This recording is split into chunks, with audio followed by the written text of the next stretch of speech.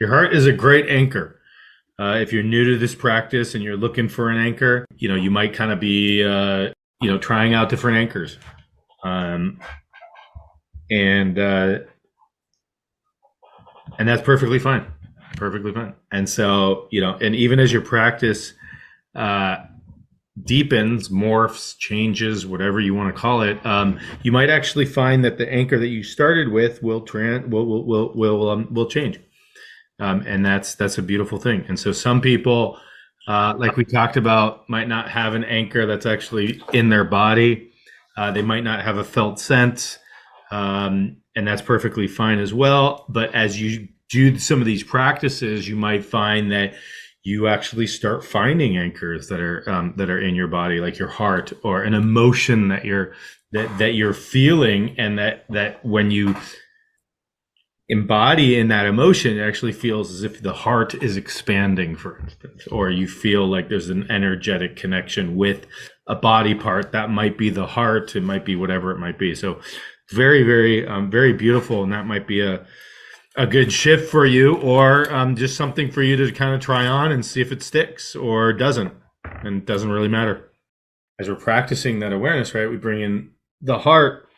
But if you've been with us for long enough, you know that you bring in everything, right? So you might start individually: heart, lungs, throat, brain, eyes, ears. But as we do body scans, and as you grow more in this awareness field or mindfulness field, or as your awareness grows, you're obviously going to be, sort of, the practices might seem individuated, sort of these individual entities, but really what happens is it really morphs, right? So we're talking about the heart, but like everyone knows, it's like we can't really separate the heart from the legs and the blood and the lymph and the nervous system. It's all connected.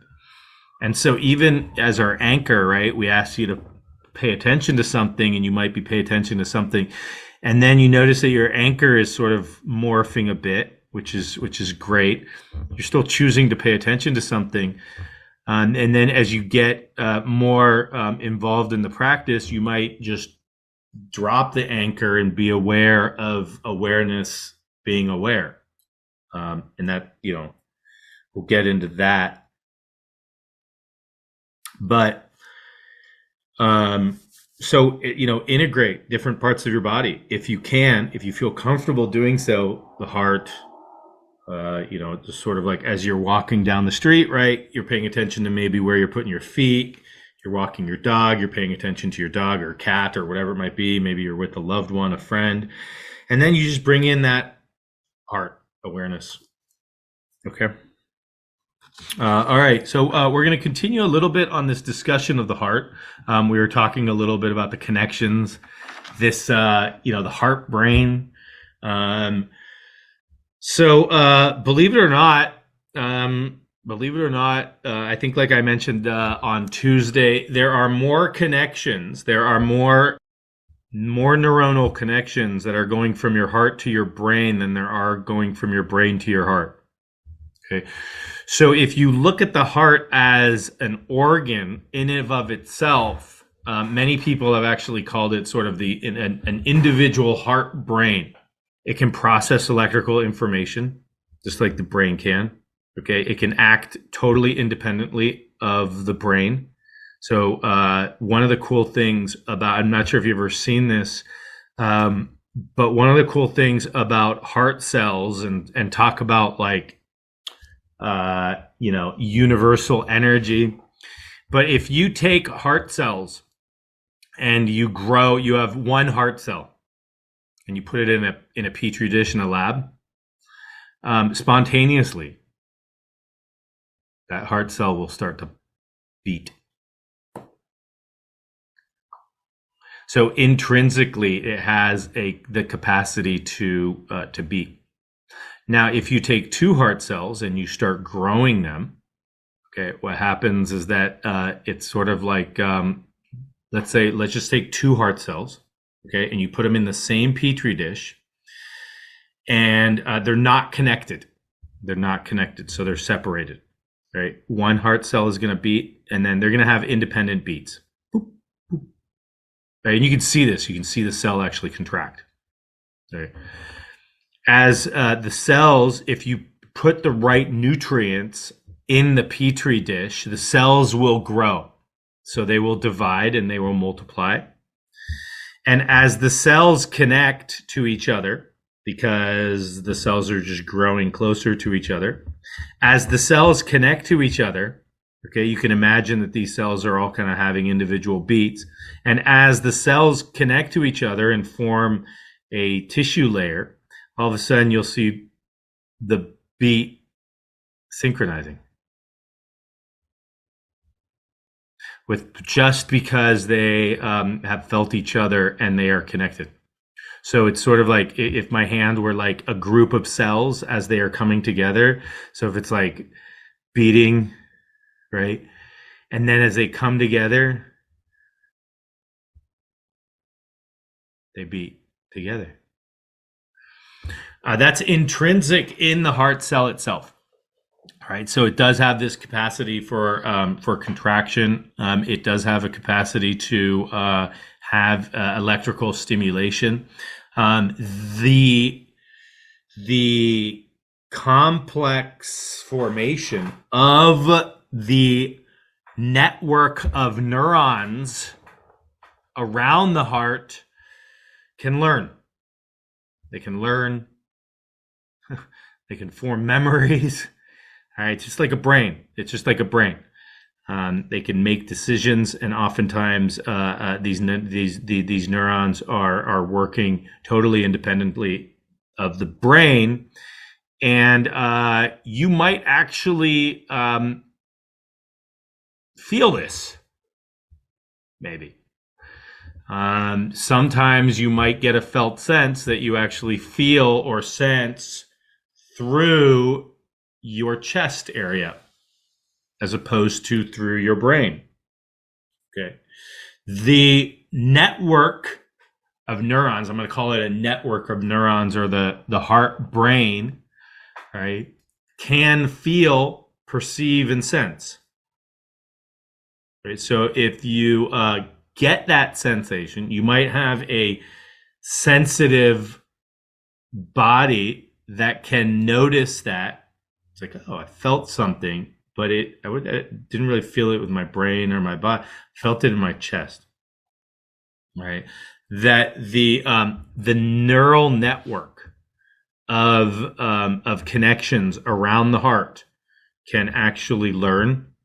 They can make decisions. They can form memories, and they can feel and sense things. Okay. Fascinating, right? Now it's like, oh, whoa, what actually made that decision for me? Was it my heart or my brain? Okay. What else? We talked about the hormones, right? We talked about the hormones of the heart. So here's the thing. All right. So if you do have heart failure, one of the hormones that is actually released by the heart that they can tell how well your heart is beating is called ANF, or atrial natriuretic factor. Doesn't really matter, but it is one of the most well-known ANF.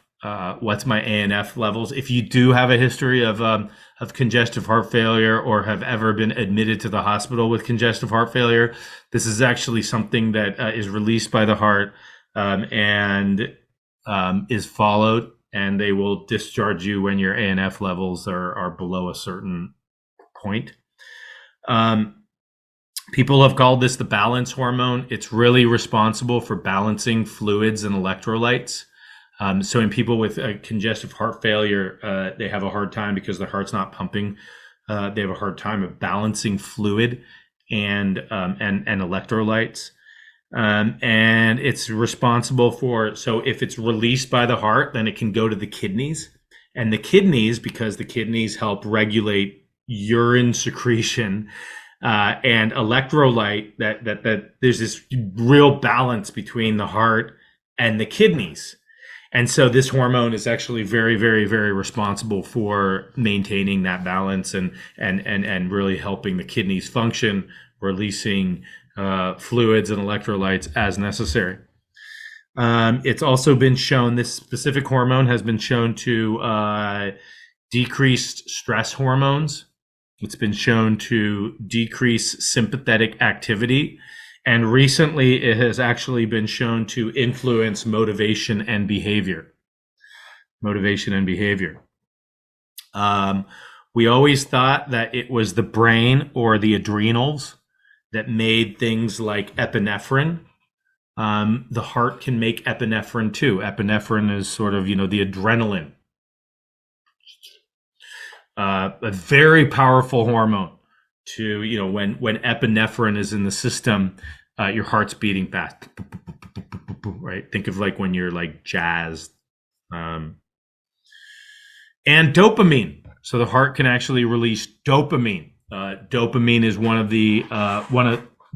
the probably most powerful hormones in reward pathways. So we get a big flush of dopamine, for instance, when we feel rewarded.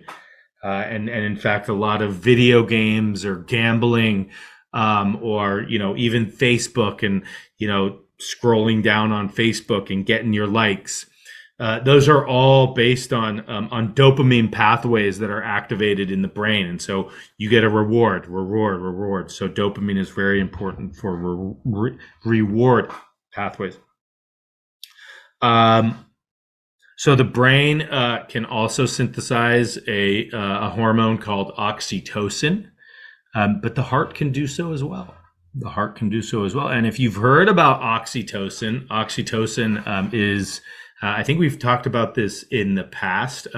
We've looked at singing. We recently looked at singing, right? Remember the singing and releasing oxytocin and the bonding, and the Christmas carols that we had this conversation with, how the Christmas carols, or caroling or singing together, released oxytocin. And so you felt that social bonding. So we recently actually discussed this hormone in December, and here it comes up again from the heart. From the heart actually releasing oxytocin. And some research has actually suggested that the heart can release as much oxytocin as the brain, which is quite incredible. All right. People have called oxytocin sort of the love hormone, social bonding hormone. So like when you have an infant or a newborn and, now they're recommending not only, breastfeeding if you can, but that connection, that social bonding that happens between the mother and a newborn, especially through the connection. Breastfeeding itself activates oxytocin, so there's a connection there between mother and infant. But also now they're recommending, new dads. It's like when the infant is born, when the baby's born, take off the shirt. That skin to skin contact with the parents or caretakers is very important. Releasing oxytocin throughout your system. The baby's doing so. The parent is doing so. And if you can imagine, right, it's sort of like a survival technique, right? If I socially bond with this new entity, it's more likely that I'm going to want to take care of it, right? It's more likely that I'm going to want to love and care and support it and nurture it and stuff like that. So it's actually a very important evolutionary mechanism for survival, believe it or not. People have looked at this hormone, in terms of looking at increased tolerance, increased trust, increased friendship, and establishing enduring bonds. Okay. So that's how it is so imagine, right? So here's your heart. It can release ANF, working with the kidneys, balancing fluid dynamics, balancing electrolytes. It can release dopamine. It can release epinephrine. It can release oxytocin, and oxytocin even at the same amount that the brain can release it at. Okay, there's been a lot of research along the lines of strong emotions, mostly negative emotions, and strong negative emotions actually precipitating heart failure. And if you have a history of heart disease, that a strong negative emotion can actually precipitate an episode of heart failure. And this can happen up to about in 50% of people. It was very interesting. There was actually a study published in the New England Journal of Medicine, which is a classic paper, but they looked at in Italy, of all places, strong emotions in those Italian people, but especially while they're watching soccer. So if you've ever been to Italy or Spain or France and watched a soccer game, or England, they get very passionate about these things. Well, there were some researchers that decided to look at the incidence of heart attacks. The incidence of heart attacks in Italian men while they were watching their favorite team, and how the incidence of heart attacks increased in men after their team lost. Right after their team lost in Italian soccer, how the incidence of heart attacks increased. And so there is a powerful connection between emotions and the heart, and that people with who have cultivated positive emotions, or who generally have positive emotions, actually have a decreased risk of dying from premature conditions, or prematurely. Actually have a decreased rate of mortality, right? So very powerful. Here I have a list of research. And if you're interested in any of these, primary references, I have them. All right, so here's some of the research. I do have the primary references if you need them, if you want to look them up. 60 to 80%. So listen to this, all right? So what's the number one reason why people go to the doctor? Not because I told you to. Not because your mom told you to. Pain. Pain is the number one reason. Any pain. I have this burning pain in my throat. I got this chest pain. I'm having this difficult, I got this pain breathing. Right? Number one reason why people go to the doctor is for pain. I have this pain in here, or discomfort, or something like that. And many people think that almost like 95% of visits to a primary care physician are due to inflammation or stress. So they say here, 60 to 80% of primary care doctor visits are related to stress. So stress being the first factor that then is causing the indigestion. Okay, stress is the first factor. All right, 60 to 80% of primary care doctor visits are related to stress. Yet only 3% of patients receive stress management help.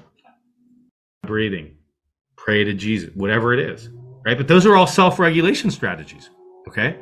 So do you have those or not? Because if you do, you're going to employ them. If you feel more comfortable, right, the more you practice them, the more you can bring them up in those times of stress. And it's not just like, oh yeah, I do that, and then all of a sudden you're stressed and you're like, which happens very frequently, right? But then that's like, oh, I couldn't employ it at the right time. So now I need to practice more. Right, so that when I am stressed, I can bring it up.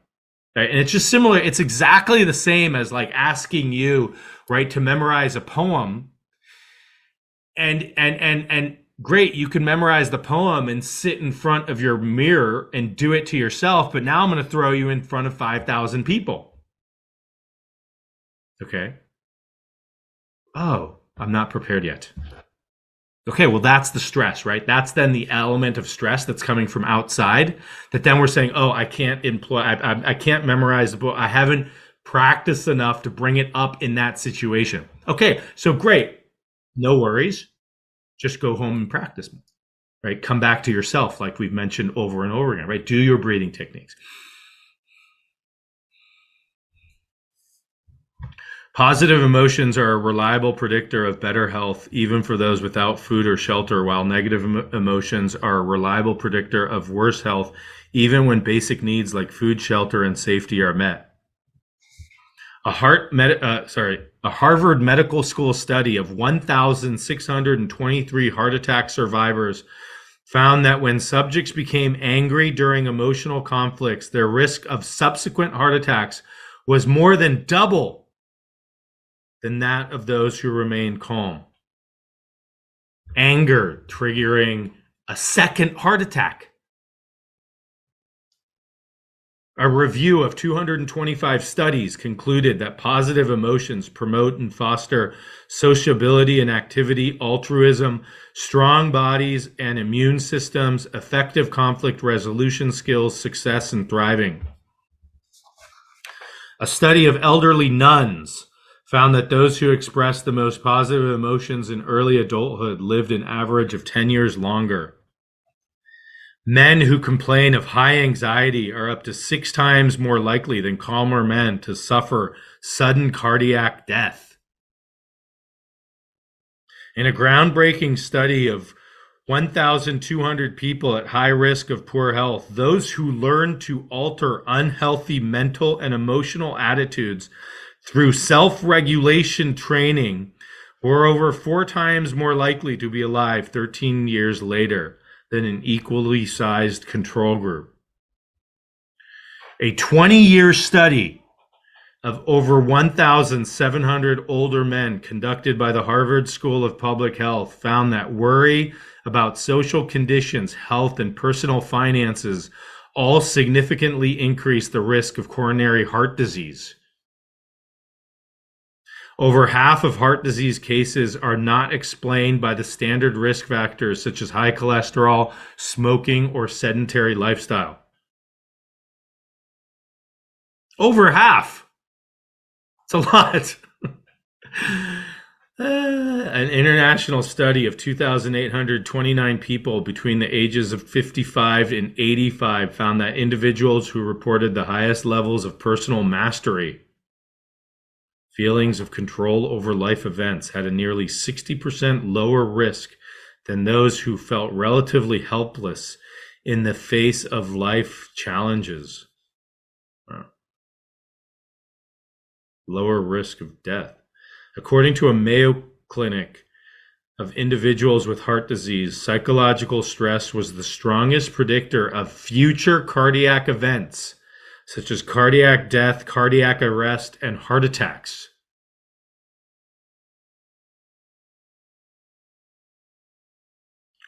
Three 10-year studies concluded that emotional stress was more predictive of death from cancer and cardiovascular disease than from smoking. People who were unable to effectively manage their stress had a 40% higher death rate than non-stressed individuals. A study of heart attack survivors showed that patients' emotional states and relationships in the period after myocardial infarction were as important as the disease severity in determining their prognosis. Separate studies showed that the risk of developing heart disease is significantly increased for people who impulsively vent their anger, as well as for those who tend to repress angry feelings.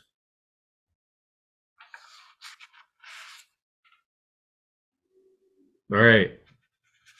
That's a significant, compelling body of evidence there that is building, or that has been built.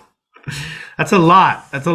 Those are all individual studies. That's not like the same study repeating itself over and over again. Okay. These are a lot of different people, a lot of different studies, not only large number of populations, individual patients, but also longitudinally, meaning they follow patients for a long period of time, 10 years, 20 years, et cetera, et cetera. Some universities tend to be very good at doing that. You know, Harvard has done that over the years of following people, 10, 20, 30 years. There's enough continuity there. There's enough people living in the same environment where they can follow people. There's enough professors there that take over where they can continue the data collection and analyses processes. All those things, they're very time consuming and they're very difficult to do. But you can see those aren't small studies. Okay. So when you think of your heart, right, as not only a brain, a complex network of neurons these pumping, this ability of pumping blood through your system, ability to release hormones, including oxytocin, the love hormone, social bonding hormone, having the ability to release epinephrine, having the ability to release dopamine, a reward, one of the main reward neurotransmitters, having the ability to actually sense and feel, make decisions, remember, right? What if it's like, God, I can't get rid of that memory. I've been trying with my brain the whole time, but the memory is actually in your heart. Bada boom, bada bang. Huh? Oh, never tried to release that memory. Okay, so essentially, many people who do have heart transplants actually, we either documented self or even the family has recognized a change in personality, change of being, change of sort of, energetic makeup. This is very well documented, mostly personality, mostly change in personality. So it almost as if, and some people have actually gone and asked, let's say they were very angry people and they got a new heart and then they became very kind, or vice versa. Or some people have even described that they were able to tell the mechanism of death of the person who had the transplant. So the person has to die, right? And they have to die in such a way that the heart can be saved. I'm not, these are things that if when you start digging into this can get very, very interesting. But now we're seeing, right now it's like, oh wait, if it's got a neuronal network and it has this electromagnetic field and it has this and it has that and it has that, why wouldn't something be able to be carried from person to person? Right? It's just, it's absolutely physiologically possible. Okay. So, there are memories of the accident or whatever it was that led to the death. And they go back and some people know the family that donated the heart, right? And they go back and they say, this is after getting this heart transplant, this is my experience. This is how I'm having this experience of like the death. Is this how it happened? And it's like, whoa, like it is. You know what I mean? So, yeah, a lot of behavioral changes have been documented with heart transplants. A lot of quote unquote memories have come up with heart transplants. If you get a heart transplant, you might be 50 years old, so you have an experience, right? You have a whole life, or 60 years old, so you have a whole life, and then all of a sudden you go through the surgery, and it's like you have these completely different memories that show up. But mostly the things that are documented that people will be like, oh yeah, personality changes and stuff like that. Some people sort of equate that to maybe something that is happening to the brain during the surgery. All right. So that there's a relative decrease of oxygen or blood that's going to the surgery. People could argue this back and forth. You could scan somebody's brain and show there's no evidence of any strokes or there's no evidence of any damage to the brain. But this personality change did happen after having a heart, right? And so there's no like, so when you go through a heart, imagine you have to take the heart out, the heart stops beating, right? They have to bypass the heart with a machine. Some people think that bypass affects the brain. And then you have to put in a new heart and then start pumping that and then rely back on the heart again, take them off the machine and then rely on the heart. So what people argue is that, well, there's probably some episodes of decreased blood flow to the brain that's causing these personality changes.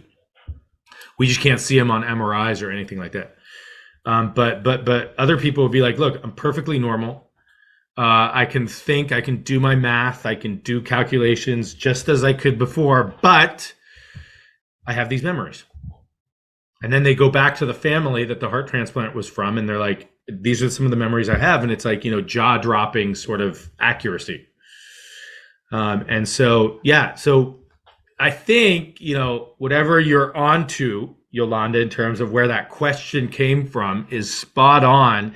And that's sort of, this interest in diving into this topic is, uh, to keep an open mind on this heart, brain, electromagnetic field, energetic, memory holding, sensing entity that's in the middle of your chest.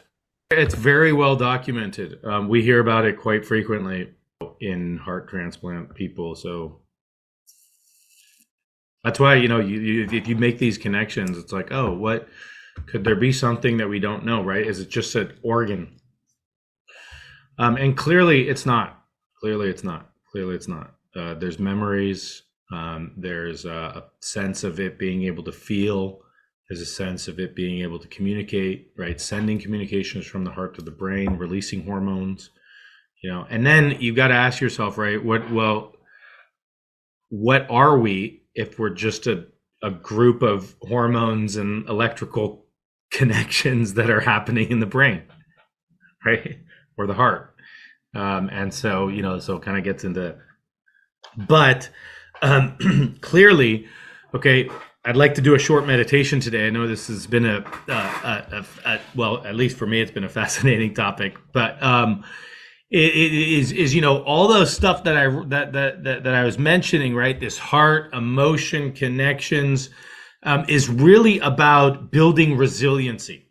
And that's where we kind of want to continue going, right? Is even 4 years ago, it's like, why do we practice mindfulness? Okay, being in the present moment, being more aware, having ordinary things be extraordinary.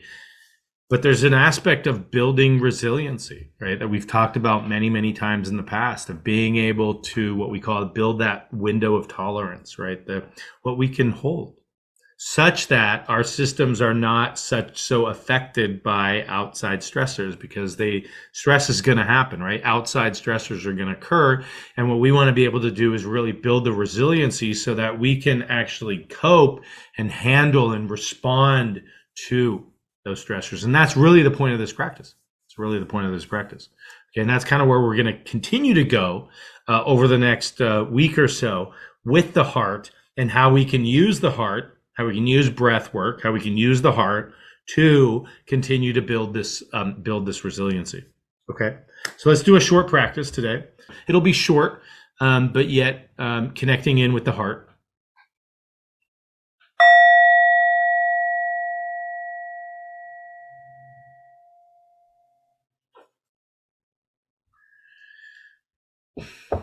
Okay, so let's find a comfortable posture. Posture you will feel relaxed yet alert. Closing your eyes if you feel comfortable closing your eyes. If not, having a soft downward gaze.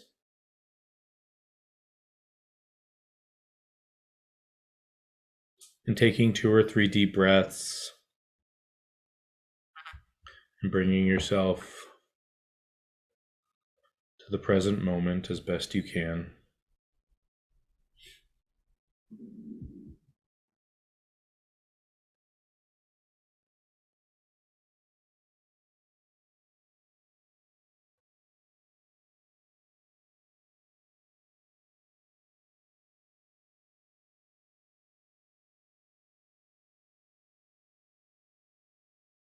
Bringing your awareness to your heart. This organ that is in the middle of your chest.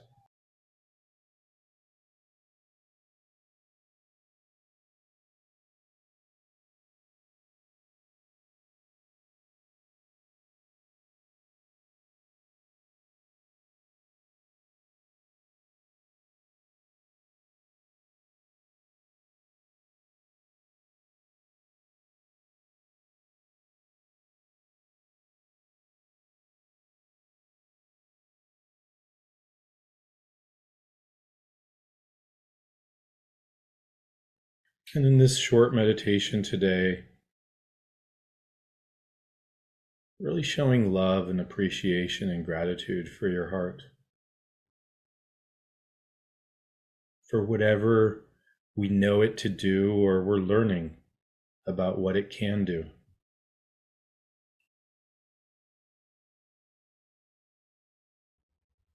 For it to be able to beat and bring blood to your whole body, oxygen, nutrients.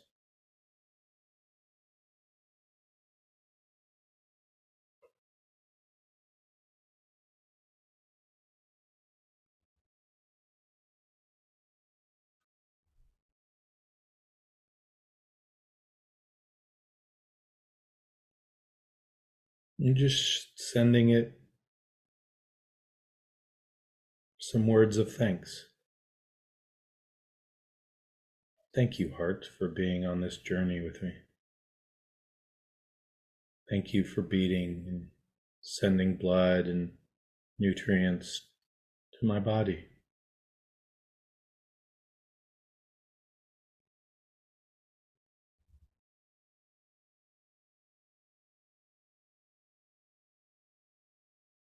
And even things we're learning it can do, such as feeling or sensing, forming memories.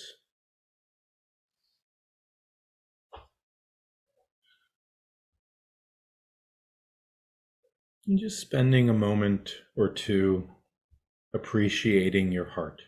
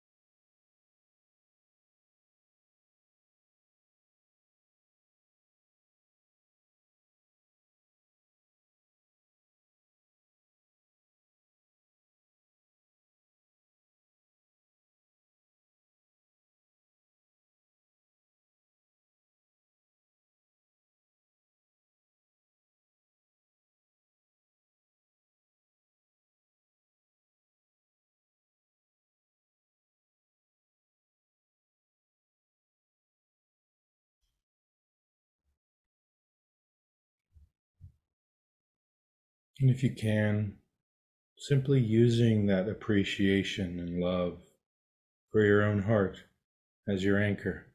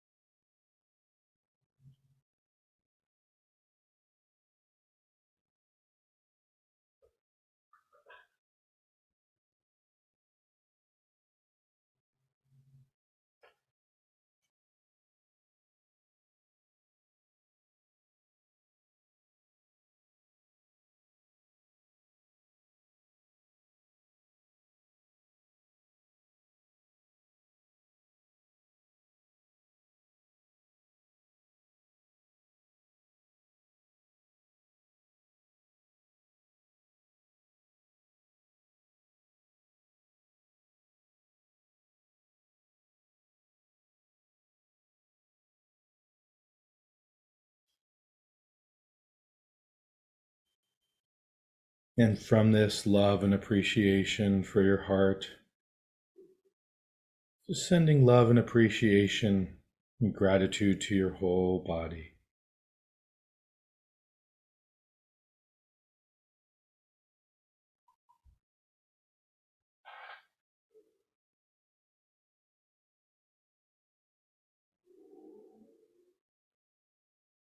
Your whole body. From your heart, almost as if the pulsating wave from your heart is informing your whole body.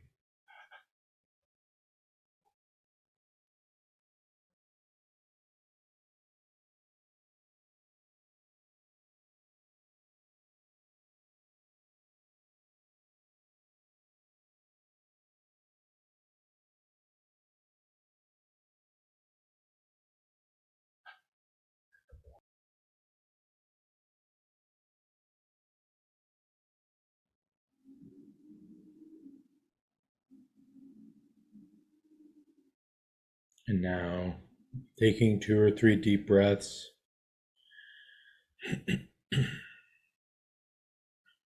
Opening your eyes if your eyes were closed. And just taking a moment to reflect on your practice.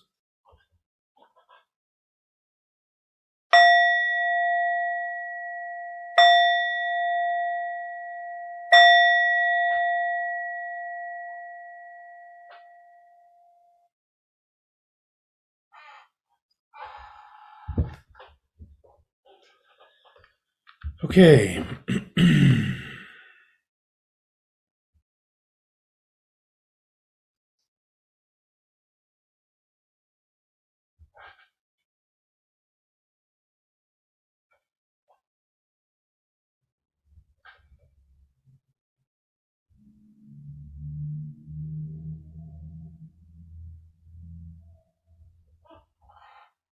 So this is something that you could do throughout your day, before you go to sleep. Even that moment that you wake up in the middle of the night, send a little love and appreciation and gratitude to your heart, your body, your any part of your, even if there's like an ache or a pain. Most of the times we're always very resistant or shunning that body part. Sending a little love and appreciation can start to really shift the energy around that body part. So this is something I do very frequently, just connecting in with that body part. And maybe you might actually sense an energy associated with that body part, and you just sort of play with it, just like as we would with sensations in the body, and go from there. But the heart can be a very powerful one. And then from the heart, right, that expands. It's almost like using the physiology of the heart and knowing what it does by pumping blood, this electromagnetic field, this pulsation that occurs, is just allowing the physiology of the heart and what it does to then pump love and gratitude throughout your body. Okay. And it doesn't have to take long. It's really an instant. Sending love and gratitude to your heart and allowing it to pump through your body. Send love and gratitude to your heart and allow it to pump to your body. You might be holding your grandchild and you might feel that sense. Allow that to go through you and spread through you and out into the world. Now that you know that this electromagnetic field is 3 feet away from you, right? Let it inform the energy of the room that you're in.